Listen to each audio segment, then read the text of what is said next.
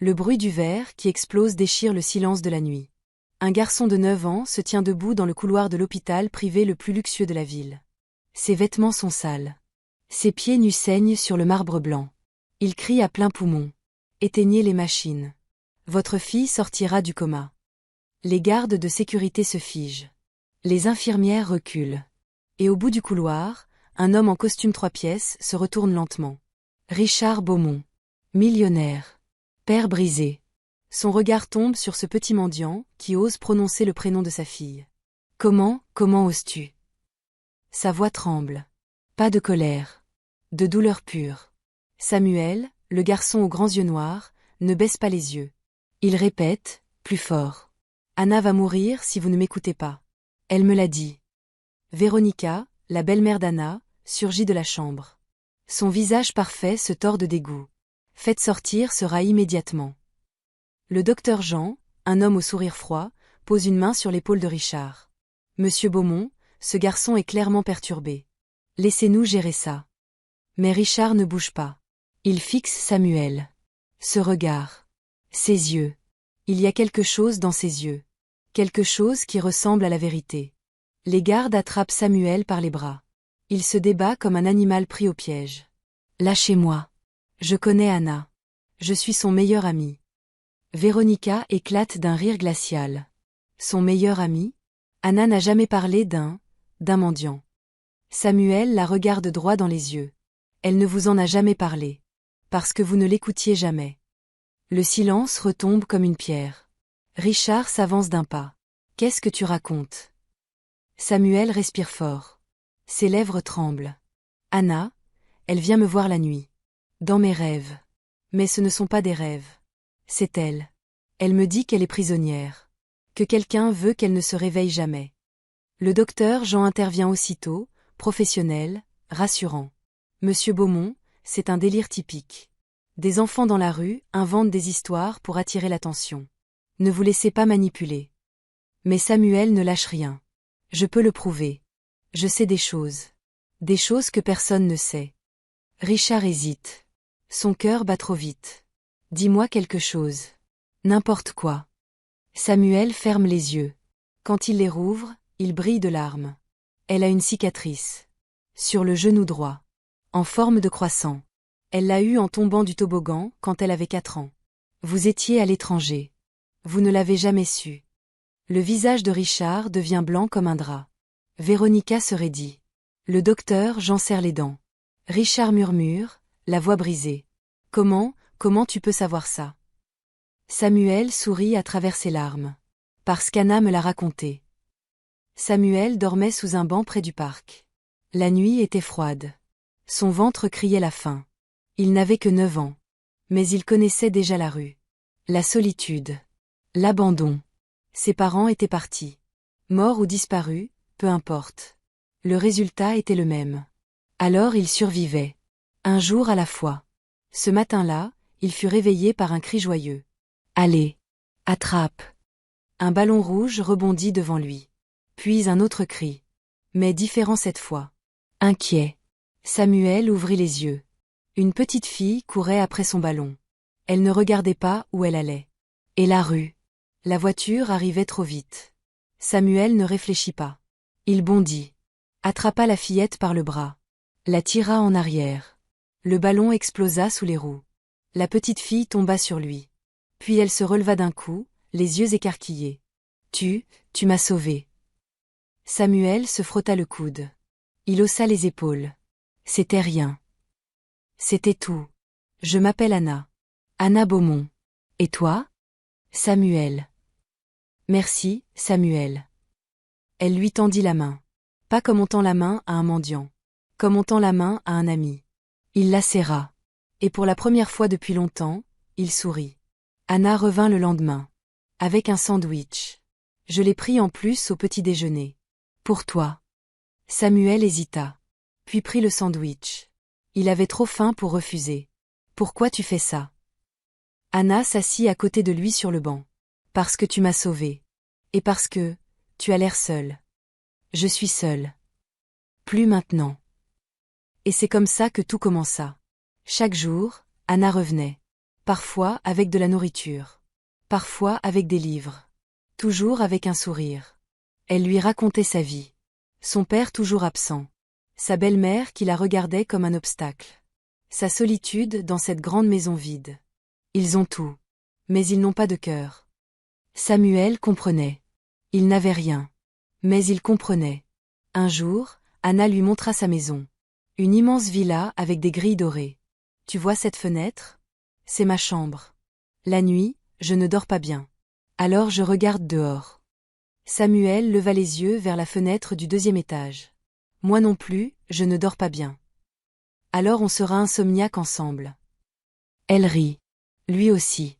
Cette nuit-là, Samuel dormit sous un arbre en face de la villa. Et quand il regarda la fenêtre, il vit de la lumière.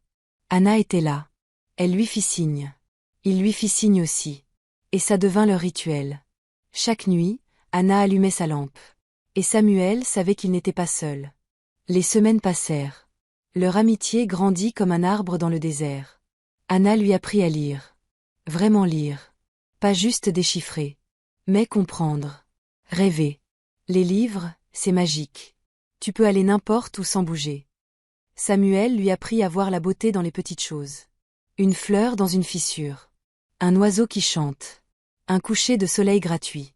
Quand on n'a rien, on apprend à tout apprécier. Un jour, Anna arriva en pleurant. Véronica dit que je suis un fardeau. Que mon père serait plus heureux sans moi.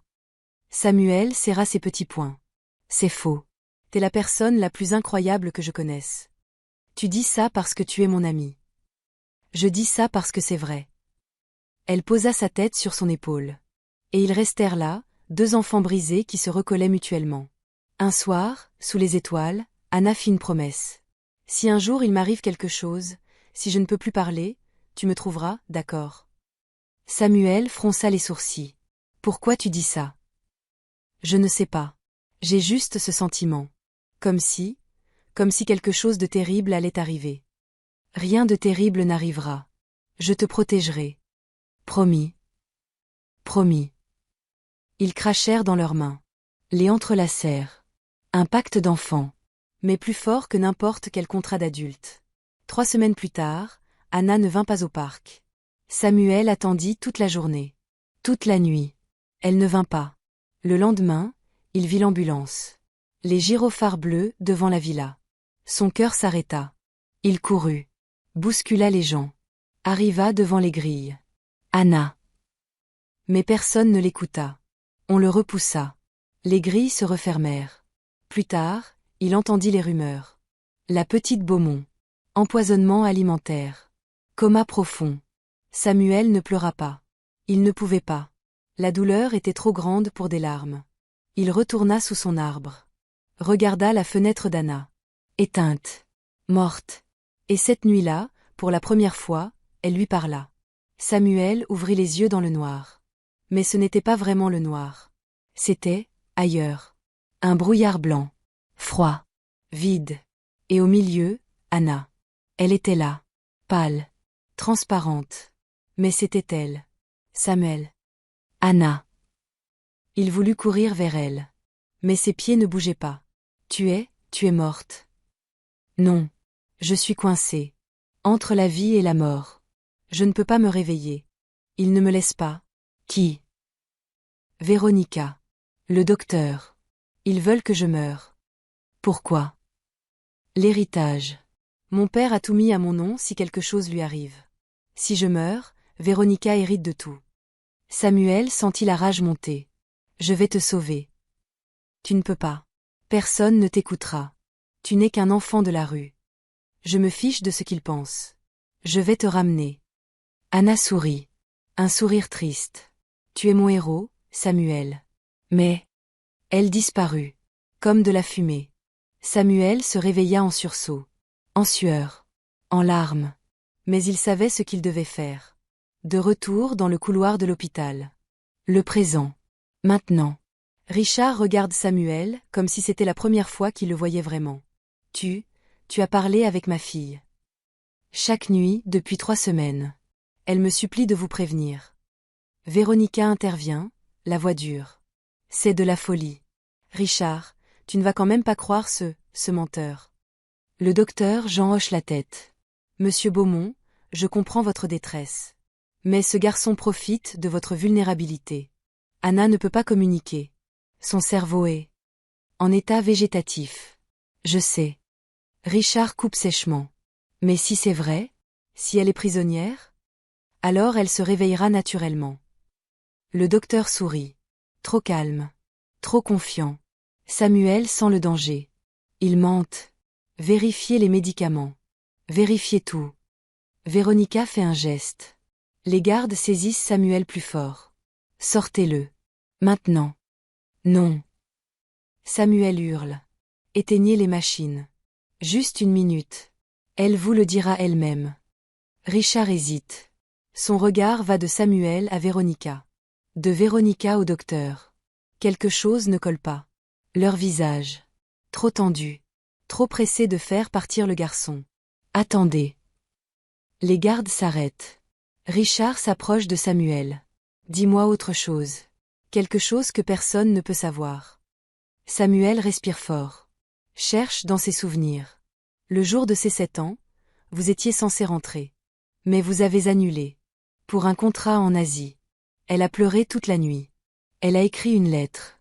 Mais elle ne vous l'a jamais envoyée. Elle l'a cachée. Dans son journal intime. Sous son matelas. Richard blêmit. Il se tourne vers Véronica. Tu savais ça, toi? Non, mais... Allons vérifier. 30 minutes plus tard. Ils sont dans la chambre d'Anna. La vraie. À la villa. Richard soulève le matelas. Trouve le journal. L'ouvre avec des mains tremblantes. Et là. La lettre. Pliée en 4. Papa, je sais que tu es occupé. Mais j'aurais aimé que tu sois là.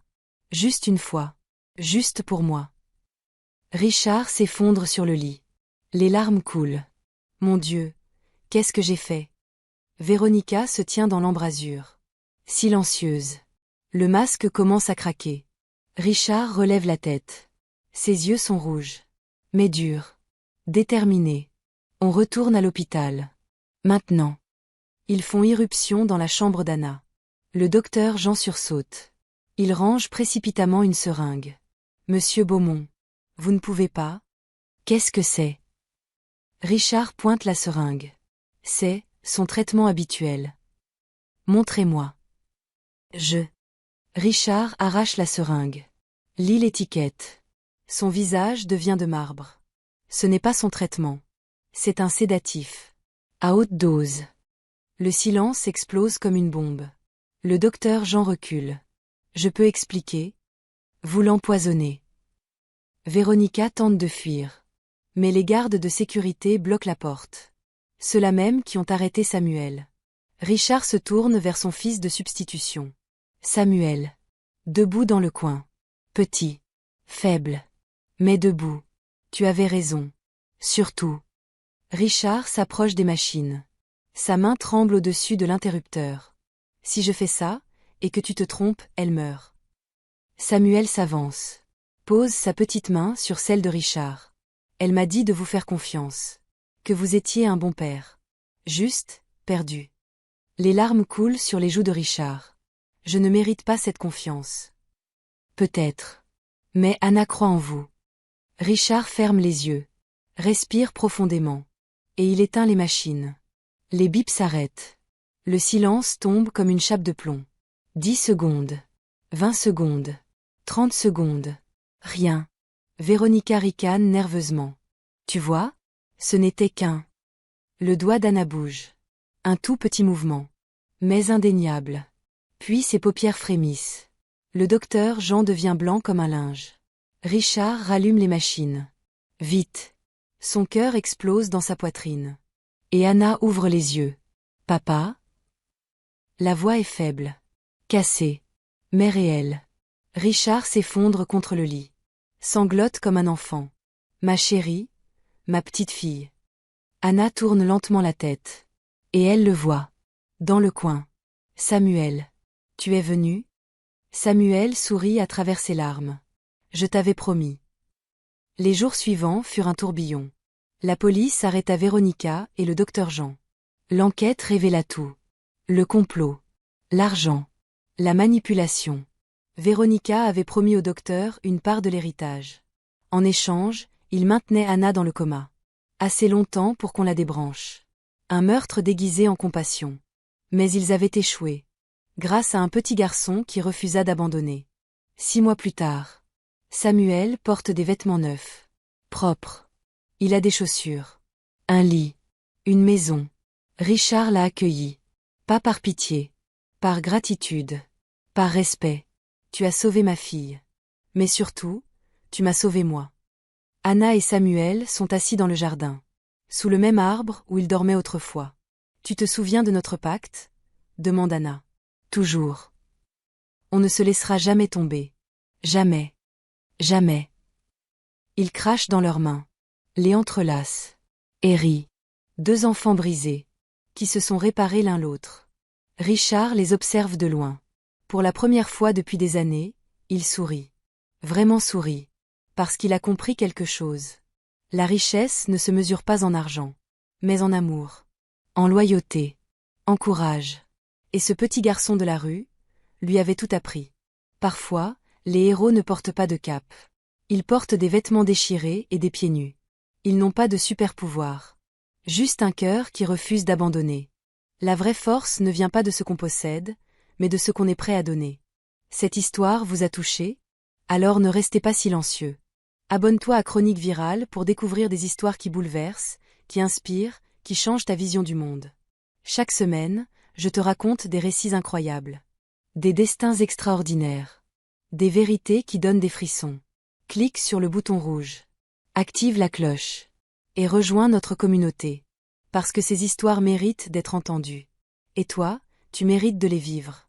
Partage cette vidéo avec quelqu'un qui a besoin d'espoir aujourd'hui. Laisse un commentaire avec le mot « courage » si cette histoire t'a ému. Et souviens-toi, dans ce monde, sois comme Samuel. Ne laisse jamais tomber ceux qui comptent. On se retrouve dans la prochaine chronique. Prends soin de toi.